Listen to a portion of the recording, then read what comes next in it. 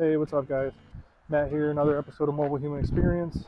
Today we are going to talk about what I would consider to be the top 5 common running mistakes that are made by new runners. And it's not exclusively with new runners. Some of these mistakes even I am guilty of, even as recently as within the last few weeks. Or even a few days for one of them, and I will let you know what that one was. But yeah, let's get into it. Before we get started though, guys, if you haven't yet, make sure you subscribe and turn on the bell notifications. Leave us a like if you like the content. But we've got a lot of content that we're going to be pushing out over the next, I'll say like 2 weeks to about a month. So if you don't want to miss any of it, if you want to stay in the know, I guess, make sure you subscribe, turn on those bell notifications, and you won't miss any videos. So here we go. So the first one on the list here is not running in good shoes. A lot of new runners, they'll throw on the same blown out kind of shoes they've been wearing and try to run in them, and it's just setting yourself up for failure. Do yourself a favor, do your feet a favor. Go to a local shoe store if you've got one, or like a running store, and have them fit test you or analyze your gait. A lot of them do it for free, and get a shoe that is made for your feet. All of us are different. Foot strike is different, arches, everything about your feet. The guys at the running stores can really help you out with this and get you set up for success. And then the other point I wanted to make about shoes is that you don't have to be scared to break the bank with these things. There are plenty of good running shoes for like that $60 to $80 price point.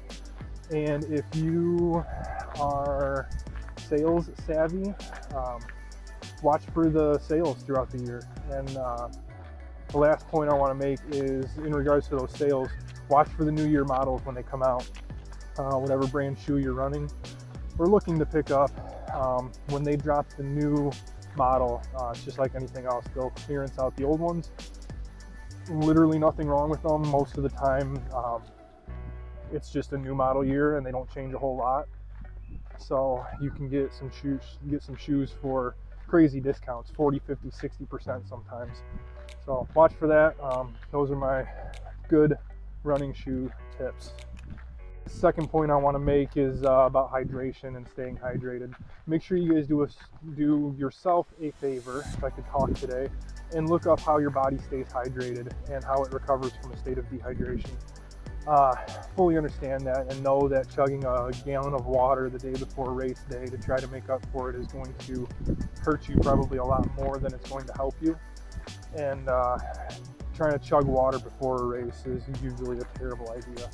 You'll end up with stomach cramps, you'll end up with that sloshing liquids feeling, and it's just kind of miserable all the way around, not to mention having to run to the bathroom a million times because of the bladder issues and such.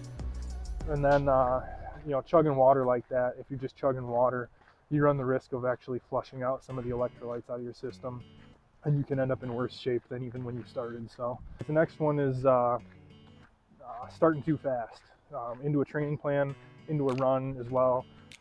Just coming out of the gate super hot and into it, and you end up burning out, or trying to progress too quickly into your running plan, thinking you can come out and run 5K on day 2 or whatever it may be. Just make sure you are paying attention to your body and taking it slow when you start out. You can always ramp up the intensity a couple weeks in when you know how your body's going to respond to all that new stimulus. So the fourth one kind of goes hand in hand with number 3 in regards to sort of that injury prevention and being in it for the long haul, and that's to make sure you take your rest days. When you lay out your training plan, it's going to have rest days in it, more than likely, and respect those rest days. Doesn't mean you have to just sit on the couch. Look up cross training and cycling, swimming, something like that, but or even just hiking, walking, whatever. But make sure you give your body enough time to recover in between your runs, especially if you've got some higher intensity days. You might need an extra rest day every once in a while. That's okay too. If you skip a run, whatever, if your body's screaming for rest and you ignore it, you'll probably end up risking or completely ending up injured. There's just no real way of getting around it. So listen to your body. Take your rest days when you need them. It's not a thing of weakness or anything like that. We all need them. That's when your body's going to grow and adapt to all of this beautiful new stress from running that it is going through. So guys, this brings us to number 5, and this is a big one for me. I struggle with this a lot, and this is comparing myself to other people. And we all have a tendency to do it. If you're pushing yourself hard, it's only natural to kind of look at what others are doing and use that as a measurement for your own progress. But just remember that when you're out there, it's you versus you. The majority of us are not professional athletes. We're not competing on that scale. So for us to beat ourselves up and down into the dirt and pissed off about it is just, it's very, very counterproductive. The levels of stress that you're inducing into your life because of that kind of stuff is just not good at all. So do go hard, you versus you. I'm not saying don't be competitive or take it easy sort of, but just keep that in check. And I do it all the time. I have to step back and kind of reassess why I'm out here, why I'm running and doing the things that I'm doing. So just to kind of stay grounded. So that's it. That is the top 5. Hey guys, that's it. Top 5. We'll recap them here real quick. We talked about good shoes. Take the time to have them analyze your gait and map your foot. You don't have to break the bank on this stuff. $200, $150 will get you a very nice shoe, but $75, $80 will also get you a nice shoe that you won't destroy yourself on. Second one we talked about was hydration.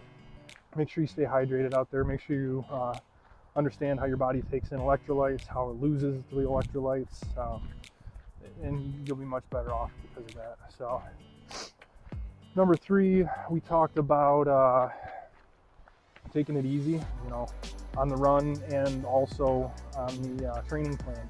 If you're a brand new runner, your body's not going to be used to this, your joints aren't going to be used to it. So start off slow, kind of do that reassessment after the first few runs, see how your body's handling the additional stress, and you can always ramp up after that or dial it back if you need to. But at least that way you're going to minimize the risk of injury. Number 4 was to respect your rest days. A lot of people, when they're new, they want to go out and they want to run every day. Very counterproductive in my opinion. Take your rest days when you need them. If you've got a legit running plan, those are going to have rest days built into it. So rest your legs. That's what they're there for. Your body's going to recover. It's going to come back stronger on the other side. And then the last one was not to compare yourself to others. When you're out here running, you versus you, give it 100% and be happy with that. A lot of people beat themselves up. It's just not worth it. That extra stress is not worth it, guys. So that is it. I hope you guys enjoyed the video. If you did, leave me a comment. Let me know if you struggled with any of these. Let me know if I missed one. If you guys struggled with something else that I didn't really touch on, put it down in the comments. We can always circle back to it. I hope there was some value added here. If you guys think so, subscribe, turn on the bell notifications. We got a lot more coming out over the next month or so.